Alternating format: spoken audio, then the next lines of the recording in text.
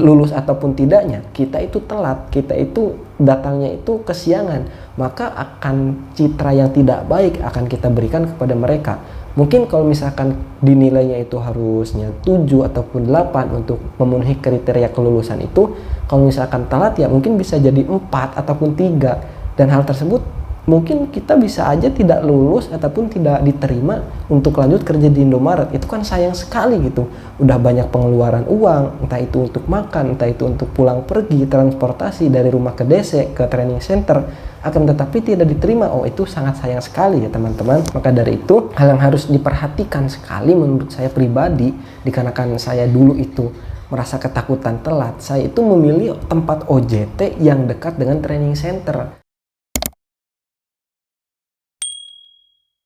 Assalamualaikum warahmatullahi wabarakatuh. Kembali lagi bersama saya Dulu Napis. Pada kesempatan kali ini saya akan membahas tentang pekerjaan, khususnya pekerjaan di Indomaret. Akan tetapi pada kesempatan video kali ini, dikarenakan pada video-video sebelumnya banyak yang bertanya melalui video-video yang saya upload, dan ada juga yang berkomentar. Jadi saya juga berkepikiran masa sih nggak saya jawab gitu. Jadi kasihan juga. Dan takutnya kalau misalkan dijawab hanya sekedar dengan tulisan di komentar, itu kurang puas dan kurang menjawab gitu. Jadi pada kesempatan kali ini akan saya bahas satu persatu, akan tetapi akan tidak mungkin sekali kalau misalkan dalam satu video saya bahas semua gitu yang bertanya, akan tetapi akan saya bahas, akan saya jawab mungkin 1 ataupun 2 komentar saja, supaya videonya nggak terlalu panjang dan supaya pertanyaan-pertanyaan kalian itu memang benar-benar terjawab, dan ini semua semoga urusannya bisa terbereskan gitu.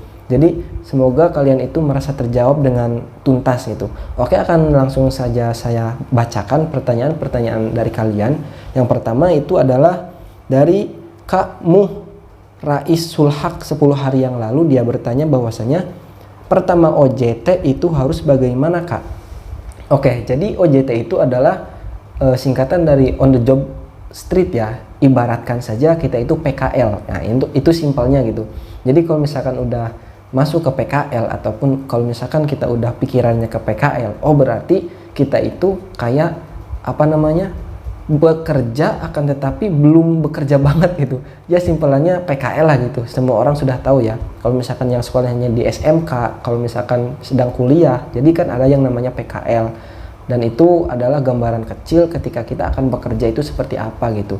Jadi kalau misalkan pertanyaannya pertama OJT itu harus ngapain, jadi sebenarnya sudah saya bahas di video-video sebelumnya, akan tetapi ini khusus aja buat Kak Muh yang bertanya di komentar ini, bahwasanya ketika kita OJT itu, kita itu benar-benar harus mempersiapkan banyak hal supaya kita itu bisa lolos dan bisa diterima kerja di Indomaret.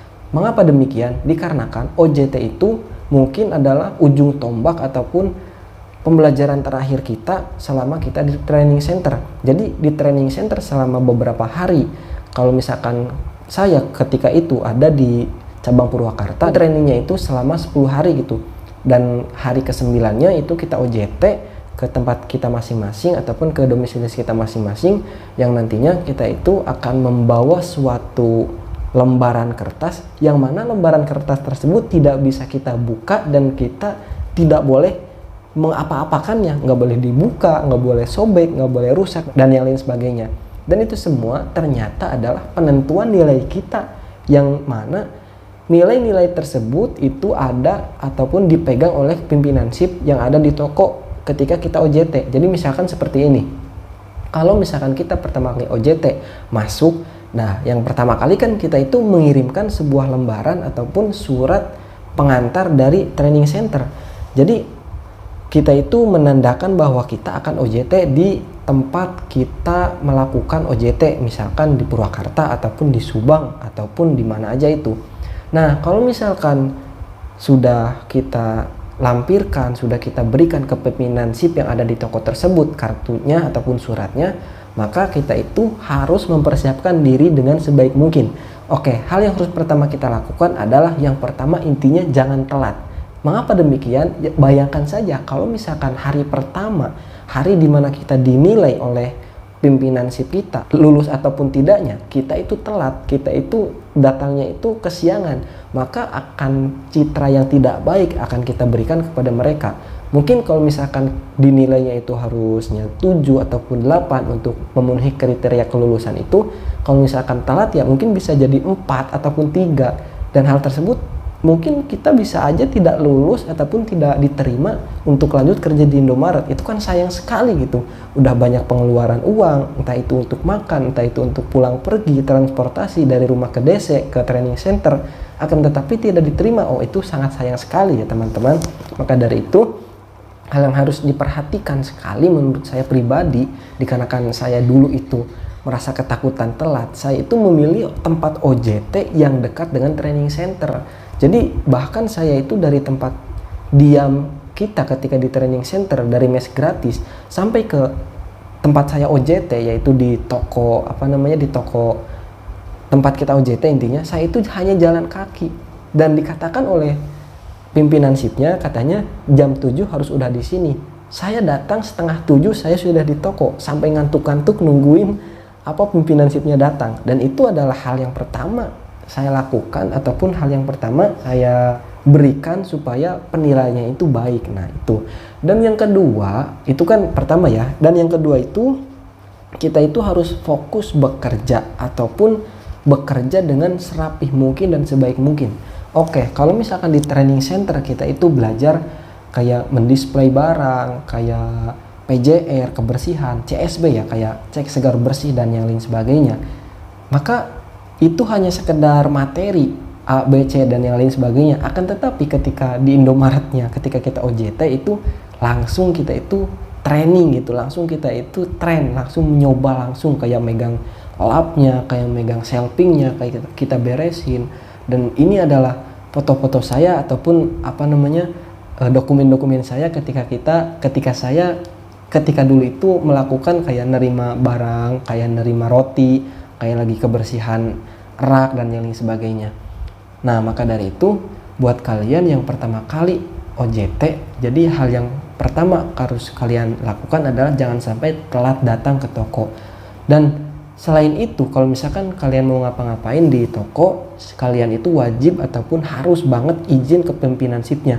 Walaupun kalian itu mau makan ataupun kalian itu mau beli sesuatu untuk keperluan kalian, misalkan Kak saya mau beli makan dulu ke depan, Kak saya mau apa-apa, intinya harus izin terlebih dahulu. Dan itu biasanya diberikan ataupun dikasih informasi terlebih dahulu sebelum kita OJT, sebelum kita turun dan terjun ke toko itu, kita itu benar-benar dipersiapkan oleh trainer kita supaya melakukan A, B, C, D dan yang lain sebagainya.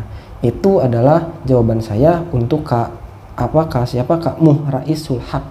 Jadi seperti itu Kak. Dan yang selanjutnya pertanyaan dari Kak Ican Biasalah 9 hari yang lalu, sehari setelah Kak Muhraisul Haq. Dia bertanya bahwasanya, Kak saya seasonal cuma 1 bulan, dipekerjakan buat lebaran doang, kayaknya sedih banget, udah banyak keluar uang. Ya emang saya katakan tadi ya, buat ngekos pergi ke DC-nya saya takut gak diperpanjang kontrak. Oke, intinya ketika kita ketika kita diberikan sebuah karyawan seasonal ataupun karyawan yang pendek, maka kita itu harus benar-benar fokus, harus benar-benar bisa memanfaatkan hal tersebut. Jadi seperti ini, kalau misalkan karyawan seasonal nggak bisa melakukan hal yang terbaik ataupun nggak bisa melakukan pekerjaan yang benar-benar dibutuhkan oleh Indomaret, oleh toko yang kita tempatkan, maka akan kemungkinan besar ya betul Kak, tidak akan diperpanjang. Jadi karyawan Indomaret itu sebenarnya nggak terlalu muluk-muluk sebenarnya, akan tetapi dikarenakan retail itu suka kerjanya nggak nentu, jadi banyak orang yang nggak fokus, banyak orang yang kesana kesini kerjanya itu kurang bisa maksimal lah. Maka dari itu, buat jawaban dari saya, kalau misalkan benar-benar mau diperpanjang ataupun misalkan dikarenakan kita sudah mengeluarkan banyak uang, sudah mengeluarkan biaya untuk ngekos, sudah mengeluarkan biaya makan itu selama training di training center, dan itu kadang-kadang apa ya, lebih dari 1 juta kemungkinan. Ini pribadi saya ya. Jadi fokuslah ketika bekerja, dan semoga nanti ketika sudah lebaran kita itu diperpanjang kontraknya gitu Kak. Dan mungkin sekali diperpanjang kontraknya dikarenakan apa Kak? Dikarenakan kalau misalkan setelah lebaran itu, menurut saya, dan ini kejadian juga di toko-toko saya, di toko-toko daerah kota saya, setelah lebaran itu para chip, para SSL ya, para asisten itu banyak yang resign dikarenakan mereka itu pertama sudah menerima THR nggak tahu 2 kali lipat, nggak tahu 1 kali gaji gitu, THR itu kan intinya, dan setelah itu mereka itu mendapatkan gaji yang dan intensif yang gede banget itu kan, belum juga BPJS, apalagi yang kerjanya udah lama sekali. Nah, kemungkinan besar kalau misalkan setelah lebaran itu kita itu akan diperpanjang, dikarenakan Indomaret itu biasanya setelah lebaran itu membutuhkan karyawan yang banyak, dikarenakan banyak juga yang keluar, dikarenakan banyak juga yang resign. Jadi mereka juga membutuhkan, dan biasanya membuka lowongan kerja itu ketika sekarang nih, ketika Ramadan itu dibutuhkan lowongan kerja. Nah, maka dari itu, tapi semuanya itu tidak bisa menjanjikan bahwa kita itu akan diterima ataupun akan diterima perpanjangan kontrak. Nah, akan tetapi kalau misalkan kita sudah masuk ke karyawan seasonal dalam waktu 1 bulan, ketika bulan puasa gitu ya, sampai Ramadan aja kan kakaknya tadi bilang di komentar, kalau misalkan kita bisa fokus, kita bisa memperlihatkan kerjaan kita itu baik dan benar, maka akan kemungkinan sekali, akan mungkin banget bahwa kita akan diperpanjang kontraknya. Mungkin hanya sekian yang bisa saya sampaikan di video kali ini. Untuk video-video penjawaban komentar yang lainnya, saya akan satu persatu nanti kita bahas, dan semoga adanya video seperti ini bisa menjawab teman-teman semua yang sedang bingung ataupun yang sedang ingin kerja di Indomaret. Dan kalau nggak salah pada bulan-bulan ini ada juga lowongan kerja di Indomaret cabang Purwakarta, dan nanti akan saya kasihkan linknya bagi teman-teman yang ingin masuk. Silakan untuk isi daftar ke link tersebut ya. Sekian dari saya Durun Nafis undur diri. Mohon maaf apabila ada banyak kesalahan. Sekian dan terima kasih. Wassalamualaikum warahmatullahi wabarakatuh.